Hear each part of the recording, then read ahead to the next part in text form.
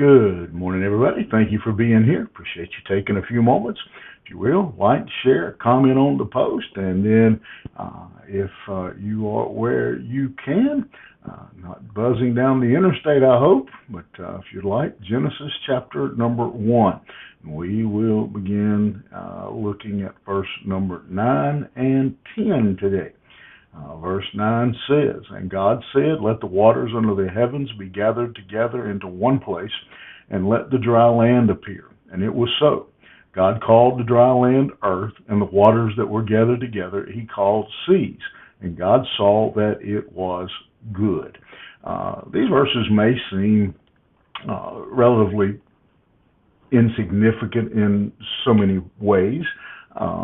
We're probably all fairly familiar with the creation story, and we see here that on this day that God brings the water, the land. He basically, it amounts to, he reached out from the heavens and pulled the earth up out of the water and created the continents that we are aware of today. He goes on. We'll look at that a little more in detail tomorrow as we look at some more of this day's work.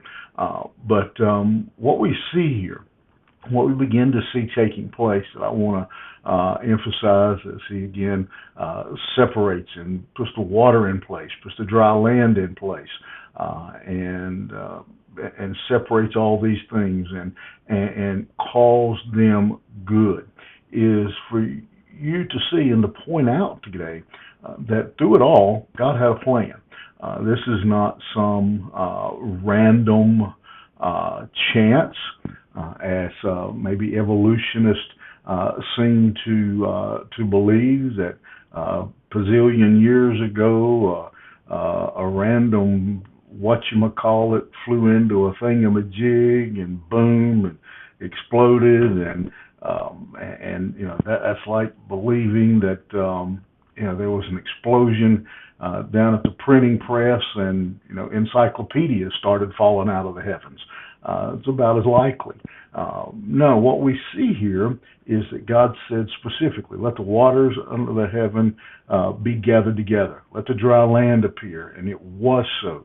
And he called that land earth, and he called that water seas. And God established several things here, as he already has in the previous days. He gave names to these things. He's establishing his power, his rule, his reign, his control, and he says that these things are good. And we see in all of this that all of these things that God has done and will do throughout the creation story, what was it that made it good? I believe what God is saying here when he says that what he has done is good was that it was good for man. The earth, the water didn't need to be divided from the dirt, from the land, just to separate them, not because he didn't need to create vegetation. He didn't need to create trees. He didn't need to create fruit trees. He didn't need to separate day from night.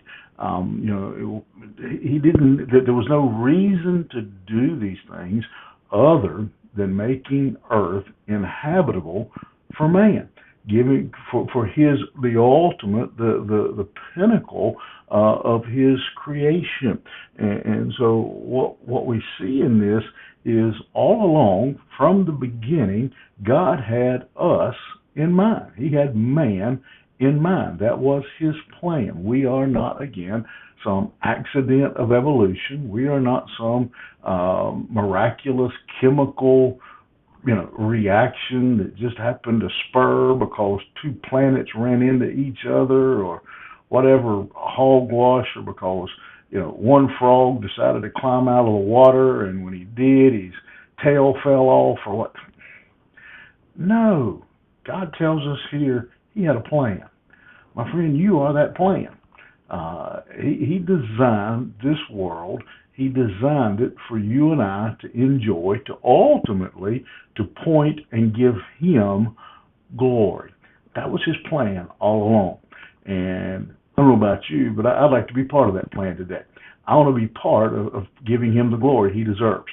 That way back here in Genesis chapter 1, He was already thinking of me, planning for me, preparing for me, making this earth good. Think about it. You have a good day. We'll see you here tomorrow, Monday morning. Have a good one. We'll see you later.